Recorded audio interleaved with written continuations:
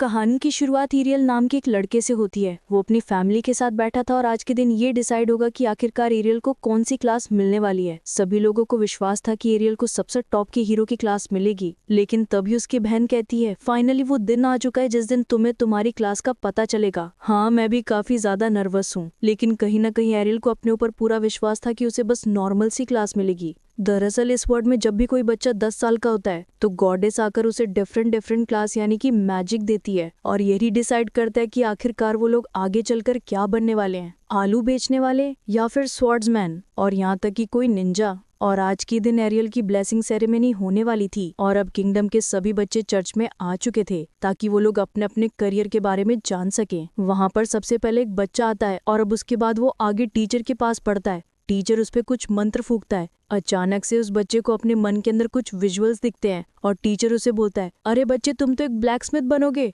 और वो बच्चा काफी ज्यादा खुश होकर वापस से अपने फादर के पास जाता है। आगे जाकर अब धीरे धीरे करके सभी बच्चों की ब्लेसिंग कंप्लीट हो चुकी थी और अब अगली बार ये फाइनली एरियल की आ चुकी थी। सभी लोगों को उस पर काफी ज्यादा विश्वास था क्योंकि उसकी मॉम स्वॉर्ड प्रिंसेस थी और उसके डैड एक बहुत ही ओपी से मेज थे। इसीलिए सभी लोगों को लग रहा था कि एरियल को तो कोई टॉप की हीरो क्लास मिलेगी।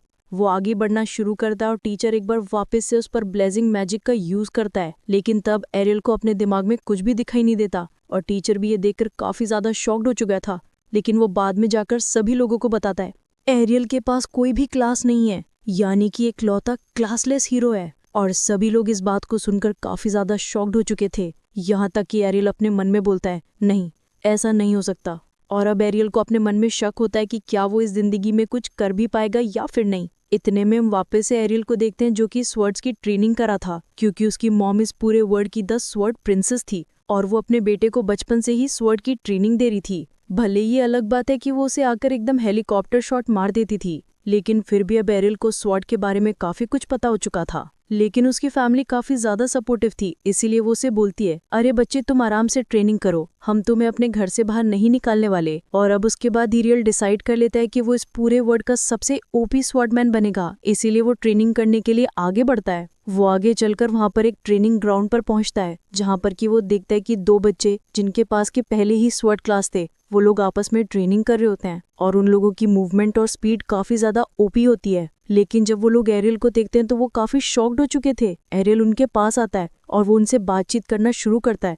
वो उन्हें बोलता है, अरे क्या मैं भी आप लोगों के साथ स्वॉर्ड की ट्रेनिंग कर सकता हूँ, लेकिन वो उसे साफ साफ ऐसा करने के लिए मना कर देते हैं। उनमें से एक बच्चा उसे बोलना शुरू करता है, देखो एरियल तुम्हारे पास कोई भी क्लास नहीं है, इसलिए तुम स्वॉर्ड की ट्रेनिंग बिल्कुल भी नहीं कर सकते। लेकिन एरियल की गरन मस्ती काफी ज्यादा थी, इसीलिए वो उसे सीधा ही 1v1 कस्टम मैच के लिए चैलेंज कर देता है और वो बच्चा भी फ्री फायर का एक प्रो खिलाड़ी था, इसीलिए वो उसके चैलेंज को एक्सेप्ट कर देता है। पर लड़ने से पहले वो उसे बोलता है, अरे एरियल क्या तुम्हारे पास प्रोडक्शन मैजिक है या फिर वो भी नहीं है। और प्रोडक्शन मैजिक तो इस वर्ल्ड के हर एक बच्चे को मिलता है जो भी इस वर्ल्ड में पैदा होता है, पर एरियल के पास तो वो भी नहीं था। पर वो फिर भी उसे फाइट करने के लिए बिल्कुल मान जाता है। वो उसे बोलना शुरू करता है, देख बच्चे लड़ना है तो लड़। और अब हम देखते हैं कि वो लोग फाइट करना शुरू करते हैं और लकीली हम देखते हैं कि एरियल के पास कोई भी स्वॉर्ड क्लास नहीं थी, पर उसे फिर भी स्वॉर्ड फाइट करनी आती थी और वो उस बच्चे से बहुत ही ऊपी तरीके से लड़ना शुरू कर देता है। उस बच्चे के दोस्त को लगता है कि वो तो एरियल से बस खेल रहा है, इसीलिए वो पीछे से उसे बोलता है, अरे जल्दी से अब इसे खत्म भी कर लो। लेकिन वो बच्चा बोलता है, अरे नहीं मैं अकेला नहीं कर सकता, ये बच्चा काफी ज्यादा स्ट्रांग है। और वो बच्चा अकेले एरियल से नहीं लड़ पा रहा था, इसीलिए पीछे से उसका दोस्त भी एरियल पर वार करना शुरू करता है। इतने में ही एरियल अपनी सुपर स्पीड से वहां पर निकल जाता है और बारी बारी करके दोनों को ही 1 टैप मारकर खत्म कर देता है। और वो दोनों बच्चे एरियल की इस टैलेंट को देखकर काफी ज्यादा शॉक्ड हो चुके थे। वो बहाने बनाना शुरू करते हैं, अरे नहीं तुमने चीटिंग की है, हमें वापस से रीमैच चाहिए। ठीक है अगर तुम्हें रीमैच करना है तो भी आ जाओ। लेकिन तभी पीछे से वहां पर एक अजीब सा लाल बालों वाला बच्चा आता है और उसकी क्लास बाकी लोगों से काफी ज्यादा हाई की होती है। वो उन दोनों बच्चों को बोलता है, तुम मुझसे पहले ही हार चुके हो, इसीलिए तुम लोग रीमैच डिजर्व नहीं करते। उसके बाद हम देखते हैं कि वो लाल बालों वाला बच्चा एरियल की ओर आगे बढ़ना शुरू करता है और वो उससे पूछता है, क्या तुम स्वॉर्ड प्रिंसेस के बेटे हो। और अब इसीलिए वो बच्चा भी एरियल को 1v1 कस्टम के लिए चैलेंज कर देता है। बाद में जाकर एरियल को पता चलता है कि ये बच्चा कोई और नहीं बल्कि विलेज सिक्योरिटी कैप्टन इवान का बेटा है और एरियल इसके फादर यानी कि वॉन को पहले से ही जानता था और उसका फादर इस विलेज का 2nd स्ट्रॉन्गेस्ट स्वॉर्ड्समैन है। और अब वो बच्चा भी काफी ज्यादा रेज में आ चुका था जब उसे पता चलता है कि इसकी मॉम कोई और नहीं बल्कि स्वॉर्ड प्रिंसेस है। वो कैसे भी करके ये साबित करना चाहता था कि उसकी फैमिली उनकी फैमिली से काफ़ी ज़्यादा सुपीरियर है। इसीलिए वो एरियल को सबसे पहले 1v1 कस्टम के लिए चैलेंज कर लेता है, लेकिन कहीं ना कहीं उसे पता था कि एरियल के पास काफ़ी ज़्यादा ओपीसी पावर होने वाली है। वो उसे बोलता है, बच्चे अब मैं तुझे मार दूंगा। और अब तो एरियल भी लड़ने के लिए एकदम तैयार हो चुका था। उसके बाद हम देखते हैं कि अब वो लोग तलवारबाजी करना शुरू करते हैं और उन दोनों के मूव्स ही काफ़ी ज़्यादा फास्ट थे। और उस लाल बालों वाले लड़के के पास पहले से ही एक अजीब सी क्लास थी और वो थी स्वर्ड्समैन की, इसीलिए उसके पास एरियल से थोड़ा ज़्यादा एडवांटेज था। उनकी फाइट के बीच में अचानक से एरियल को एक ओपनिंग दिखती है, इसीलिए वो उसे खत्म करने के लिए आगे बढ़ता है, लेकिन मौका देखते ही वो उस वक्त वो एरियल पर डबल स्लैश का यूज़ कर देता है। और ये वाली स्किल काफ़ी ज़्यादा ओपी होती है, जिसको खाने के बाद कि अब एरियल काफ़ी ज़्यादा इंजर्ड हो चुका था और अब ये फाइट एरियल हार चुका था। अगले दिन हम देखते हैं कि जब एरियल अपनी आंखों को खोलता है तो वहाँ पर उसकी बहन आती है और वो उसके साथ स्वॉर्ड को डेवलप करने के लिए बिल्कुल तैयार हो चुकी थी, लेकिन एरियल एक सिग्मा बॉय था, इसीलिए वो सीधा ही आगे बढ़ना शुरू करता है। वो सबसे पहले ब्रेकफास्ट करता है और सीधा ही अपनी ट्रेनिंग करने के लिए वहाँ पर निकल जाता है, क्योंकि अब तो उसे कैसे भी करके स्ट्रॉन्ग बनना था और उस लाल वाले लड़के को वापस से हराना था। हम देखते हैं कि जो एरियल की बहन होती है वो एरियल की मॉम के पास जाती है और वो उसे पूछती है, मॉम एरियल के पास कोई भी क्लास नहीं है, लेकिन वो फिर भी इतनी ट्रेनिंग क्यों कर रहा है। उसकी मॉम उसे समझाती है कि जो एरियल है वो इस वक्त काफ़ी ओपी तरीके से ट्रेनिंग कर रहा है। वो उसे एक बक्से तक ले जाती है जहाँ पर कि बहुत सारी टूटी हुई स्वॉर्ड रखी हुई थी और उसने तो पिछले हफ्ते काफ़ी ज़्यादा ट्रेनिंग कर रखी थी। इतने में ही वो बोलती है, मॉम मेरा सपना है कि मैं एक ऐसे वर्ल्ड का निर्माण करूं जहाँ पर कि सभी लोग जिनके पास भी क्लास नहीं है वो सभी लोग वहाँ पर सर्वाइव कर सकें। और जिस बात को सुनकर के फेरा भी काफ़ी ज़्यादा खुश हो चुकी थी। आगे हम देखते हैं कि एरियल अपने ट्रेनिंग करना शुरू करता है, लेकिन तभी पीछे से एक ज़ॉम्बी आकर उस पर अटैक करता है। लेकिन तभी हम देखते हैं कि एरियल सही समय पर अपनी डबल स्लैश एबिलिटी का यूज़ करके उसे ख़त्म कर देता है और अब वो वापस से अपनी विलेज की ओर भागने वाला था ताकि वो विलेज के चीफ को यहाँ पर बुला पाए। लेकिन तभी उसे कुछ बच्चों के चिल्लाने की आवाज़ आती है, इसीलिए वो फॉरेस्ट की ओर आगे बढ़ता है और वहाँ पर वो झांक कर देखता है कि उसी लाल वाले लड़के पर एक अजीब सा हॉबगॉब्लिन अटैक कर रहा है। और वो बच्चा भी सैम एरियल के जैसा ही यहाँ पर ट्रेनिंग कर रहा था और यहाँ तक कि उसने कुछ गॉब्लिन्स को हरा भी दिया था। इतने में हम देखते हैं कि वो बच्चा अपनी बची कुची पावर का यूज़ करके अब फाइनली उस हॉबगॉब्लिन को भी अब खत्म कर लेता है। पर अब वो काफ़ी ज़्यादा इंजर्ड हो चुका था और ना ही तो उसके पास स्टेमिना था। जब एरियल जमीन पर देखता है तो वो देखता है कि उसका गंगा जल तो एकदम टूटकर बिखर चुका है, इसीलिए वो वापस से रिवाइव नहीं हो सकता। इसीलिए एरियल अपने बैग से गंगा जल निकालता है और उस बच्चे को दे देता है और अब वो वापस से रिवाइव हो चुका था। उस लाल बच्चे को पता चलता है कि एरियल ने ट्रिपल स्लैश मैजिक एबिलिटी को सीख लिया है, पर जब उसे इस बारे में पता चलता है तो वो काफ़ी ज़्यादा शॉक्ड हो चुका था, क्योंकि एरियल के पास कोई भी ट्यूटर नहीं था उसे सिखाने के लिए। वो लोग अपनी पावर को मेजर करने के लिए एक बार वापस से रीमैच करना शुरू करते हैं। सबसे पहले वो दोनों ही ट्विन स्लैश का यूज़ करते हैं और जब वो लाल बालों वाला लड़का देखता है कि एरियल उस ट्विन स्लैश का यूज़ करवा रहा था तो वो काफ़ी ज़्यादा शॉक्ड हो चुका था। वो लोग एक बार वापस से ट्विन स्लैश मैजिक का यूज़ करते हैं, लेकिन इस बार अचानक से एरियल 3 स्लैश का यूज़ करता है और जिसकी वजह से कि अब एरियल इस बार जीत चुका था। यहाँ तक कि वो बच्चा भी एरियल की इस पावर को देखकर काफ़ी ज़्यादा शॉक्ड हो चुका था, क्योंकि उसकी 3rd स्लैश काफ़ी ज़्यादा फास्ट थी। आगे हम देखते हैं कि वो लोग डिनर करना शुरू करते हैं, लेकिन तभी फेरा एरियल को बताना शुरू करती है, क्या तुम्हें पता है कि इवन का बेटा ब्रेस्टा सिटी में जा रहा है। और ब्रेस्टा सिटी काफ़ी ज़्यादा कमाल की सिटी होती है जहाँ पर कि देश के अलग अलग कोने से तलवारबाज सीखने के लिए आते हैं और फेरा तो अपने प्राइम टाइम में यहीं पर सिखाने का काम किया करती थी। और अब आगे कुछ स्वर्ड्समैन जो कि एक वैगन में बैठे हुए थे वो आगे बढ़ना शुरू करते हैं ताकि वो जल्द से जल्द सिटी ऑफ स्वर्ड्स की ओर आगे बढ़ पाए। और वहीं पर हम देखते हैं कि एरियल भी उन्हीं में से शामिल था और उन्हीं में से 2 लड़का लड़की आपस में बातें करना शुरू करते हैं। और यहाँ तक तो उन दोनों की ही क्लास काफ़ी ज़्यादा अपर क्लास की थी, जिनमें से कि एक बारबेरियन था और एक उसके बाद। वो एक दूसरे से बातें करना शुरू करते हैं कि आखिरकार उनमें से कौन सबसे ज़्यादा पावरफुल है। लेकिन तभी वो बारबेरियन उस लड़की को बोलता है, अरे तुम्हारे प्लॉट काफ़ी ज़्यादा बड़े हैं, आखिरकार तुम लड़ती कैसे हो। लेकिन तभी हम देखते हैं कि जो वैगन का ड्राइवर होता है वो उन्हें बोलता है, अरे रुक जाइए, अब पता चल जाएगा कि आखिरकार आप में से कौन स्ट्रांग है। आगे हम देखते हैं कि वहाँ पर तो पूरा का पूरा ऑक्स का झुंड था। सभी लोग उन चीज़ों को देखकर काफ़ी ज़्यादा डर चुके थे, यहाँ तक कि वहाँ पर सिर्फ और सिर्फ ऑक्स नहीं बल्कि वहाँ तो ऑक्स का राजा भी था। उनमें से एक बच्चा काफ़ी ज़्यादा डर जाता है, इसीलिए वो स्वॉर्ड्समैन को बोलता है, मुझे प्रोटेक्ट कीजिए। लेकिन वो स्वॉर्ड्समैन अब काफ़ी ज़्यादा डर चुका था, इसीलिए वो सीधा ही वैगन छोड़कर अपनी जान बचाने के लिए वहाँ से भाग जाता है। लेकिन तभी हम देखते हैं कि वो लड़की भी वहाँ से भाग चुकी थी। ड्राइवर अपने मन में सोचता है कि उसके पास कोई भी क्लास नहीं है और ना ही तो उन्हें प्रोटेक्ट करने के लिए यहाँ पर कोई आएगा, इसीलिए अब वो यू टर्न मारने का सोच लेता है। लेकिन तभी वहाँ पर एक बच्चा जाता है और ये कोई और नहीं बल्कि एरियल था। वो आगे भागना शुरू करता है और अब एक के बाद एक करके हर एक ऑर्क मॉन्स्टर को पेलना शुरू करता है। उसकी स्पीड अब काफी ज्यादा ओपी हो चुकी थी और यहाँ तक कि वो एक ओपीसी मैजिकल एबिलिटी का यूज कर रहा था जिसका नाम था ब्लैंक डैश।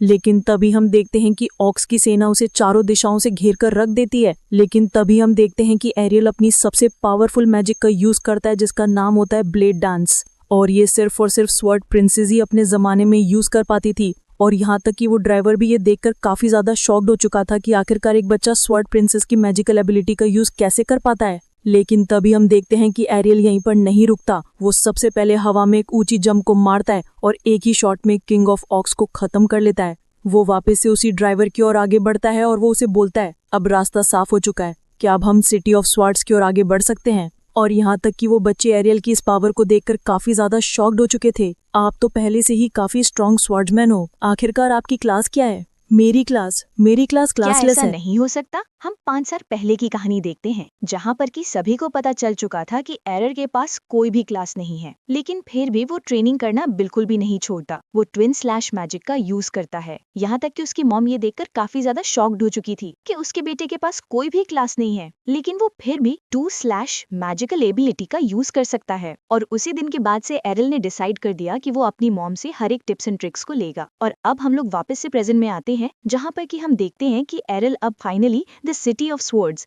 यानी कि अपनी मंजिल में पहुंच चुका है। वहां पर वो ड्राइवर उसे बताना शुरू करता है कि यही वो सिटी है जहां पर कि लोग देश विदेश से आते हैं सिर्फ और सिर्फ स्वॉर्डशिप को सीखने के लिए। और वो सिटी तो सच में ही काफी ज्यादा बड़ी थी। और अब यहाँ से एरर अपनी नई जर्नी करने के लिए बिल्कुल तैयार हो चुका था। लेकिन तभी वो ड्राइवर उसे बोलता है, यहाँ पर संभल कर रहना, क्योंकि यहाँ पर काफी ओपी स्वॉर्ड्समैन है जैसे कि आप हो। क्या मैं सही समझा?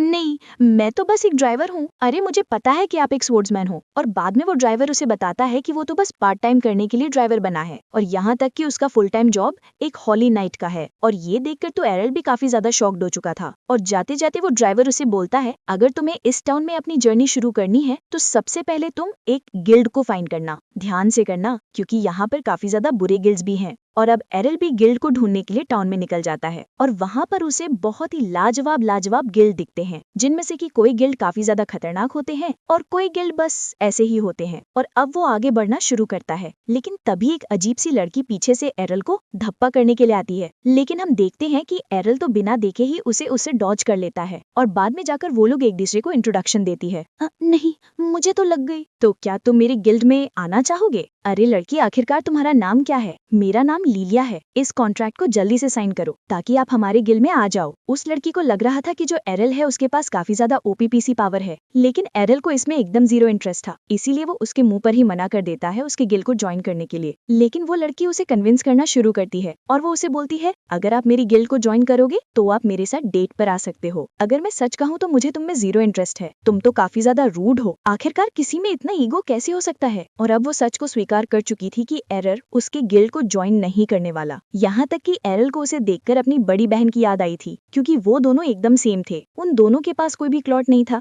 लेकिन वो फिर भी अपने आप को जगत सुंदरी मानती थी। एरल उसे बोलना शुरू करता है, देखो मेरा टाइम वेस्ट मत करो और मुझे बताओ कि आखिरकार इस टाउन का सबसे खतरनाक गिल्ड कौन सा है? अगर तुम मेरे गिल्ड को ज्वाइन नहीं करने वाले तो शायद से सबसे खतरनाक गिल्ड, हाँ, वो ब्लैक ब्लेड हो सकता है। और अब एरल ब्लैक ब्लेड गिल्ड को ढूंढने के लिए आगे बढ़ना शुरू करता है और अब वो फाइनली ब्लैक ब्लेड गिल्ड तक पहुंच चुका था, जहाँ पर कि उसकी मुलाकात एक सोल्जर से होती है। अबे बच्चे, आखिरकार तू यहाँ पर क्यों आया है? मुझे ब्लैक ब्लेड गिल्ड में ज्वाइन होना है, इसके लिए सबसे पहले तुझे एंट्रेंस एग्जाम देना होगा। और अब एरर भी गिल्ड के अंदर फाइनली आ चुका था, जहाँ पर कि एंट्रेंस एग्जाम देने के लिए बहुत लंबी लाइन थी और अब फाइनली उसकी बारी आ चुकी थी। वो जैसे ही आगे बढ़ता है और अब वो रिसेप्शनिस्ट से बातें करना शुरू करता है। वो उससे पूछता है, ठीक है तो तुम्हारा नाम एरर है, पर आखिरकार तुम्हारी क्लास क्या है? मेरी क्लास? मैं एक क्लासलेस हूँ। क्या तुम एक क्लासलेस हो? फिर यहाँ पर क्यों आए हो? और वो और बाकी लोग उस पर जोर जोर से हंसना शुरू कर देते हैं, क्योंकि इस टाउन में जो भी क्लासलेस होता है सभी लोग उसे कचरे से भी बदतर समझते हैं। लेकिन एरर उसे कन्विंस करना शुरू करता है, अरे मुझे एक बार मौका दो। लेकिन तभी हम देखते हैं कि पीछे से वहाँ पे कुछ ए रैंक की पार्टी वहाँ पर आती है और सभी उनको देखकर काफी ज्यादा एक्साइटमेंट में आ चुकी थी, क्योंकि इस टाउन के गिल्ड्स में काफी कम लोग हैं जो कि ए रैंक तक पहुंचे हैं। और यहाँ तक कि ब्लैक ब्लेड गिल्ड का रिसेप्शनिस्ट एरर के रेज्यूमे को उसको मुंह के सामने ही फाड़ के रख देता है और वो उसे बोलता है, कहीं दूसरे गिल्ड में ट्राई करो। और अब एरर किसी गिल को ज्वाइन करने के चक्कर में इधर उधर धक्के खाना शुरू करता है, लेकिन जहाँ कहीं भी वो जाता सभी लोग उसकी बेइज्जती ही करते। और अब इतनी बेइज्जती होने के बाद अब वो काफी ज्यादा थक चुका था। वो एक जगह शांति से बैठता है और शांति से सोचता है कि आखिरकार उसे आगे चलकर क्या करना चाहिए। लेकिन तभी उसे अपने जेब में एक लेटर दिखता है, जो कि किसी और ने नहीं बल्कि उसकी मॉम ने ही उसे दिया था। एक लेटर ऑफ रिकमेंडेशन था और इसको पाकर एरल सीधे ही अपनी मॉम वाली गिल में ज्वाइन हो जाएगा। इसीलिए वो सोचता है कि उसे अपनी मॉम की दिए गए लेटर ऑफ रिकमेंडेशन को यूज करना ही होगा। लेकिन एक बार पीछे से वहाँ पर वापस से लिलिया वहाँ पर आ चुकी थी। वो